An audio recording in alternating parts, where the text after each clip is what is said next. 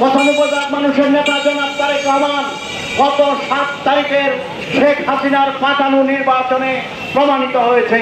শেখ হাসিনা এবং আওয়ামী লীগ সরকার চেয়েছিল জনগণকে ভোট কেন্দ্রে নিয়ে ভোট দেওয়ার জন্য, আর আমাদের প্রিয় নেতা জনাব তারেক রহমান আহ্বান করেছিল এই ভোট বর্জন করবার জন্য। এই দেশের 95 ভাগ মানুষ সেই ভোট কেন্দ্রে যায় নাই বন্ধুরা। তাই 95 ভাগ মানুষের নেতৃত্ব যারা যায় তাদেরকে কোনোভাবে বাইপাস করবার সুযোগ নেই।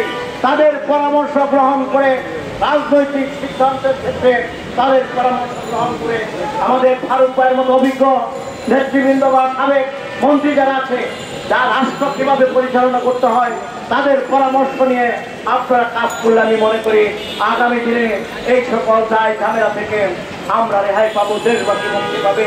আপনাদের সকলকে ধন্যবাদ জানিয়ে প্রয়োজন ভুলে দরকার হলে আবারও আরেকটি আন্দোলন করা লাগতে পারে, তার জন্যও আমরা প্রস্তুত আছি। ধন্যবাদ সবাইকে। মোটর চালক দল ঢাকা মহানগর দক্ষিণ আয়োজিত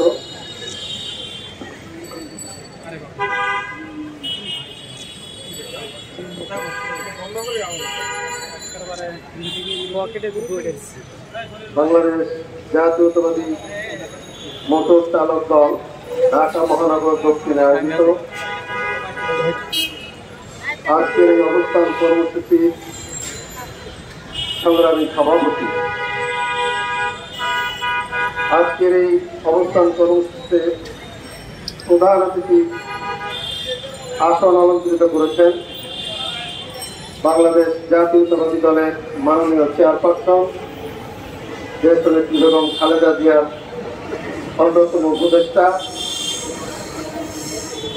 বারবার নির্বাচিত জাতীয় সংসদ সদস্য, জাতীয় সংসদের সাবেক বিরোধী দলীয় চিফ হুইপ, কারা নির্যাতিত নেতা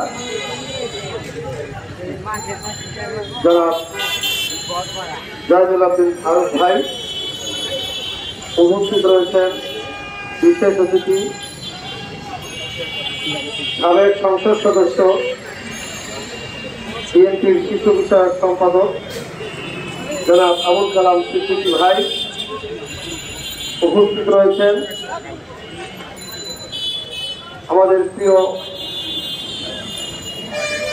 কৃষক দলের অন্যতম ভাইস চেয়ারম্যান ভিপি ইব্রাহিম ভাই, জাতীয়তাবাদী ওলামা দলের অভিরাম কথা বলে এসেছি। আমরা একটি জালেমের কারাগার থেকে আমরা মুক্তি পেয়েছি ঠিকই,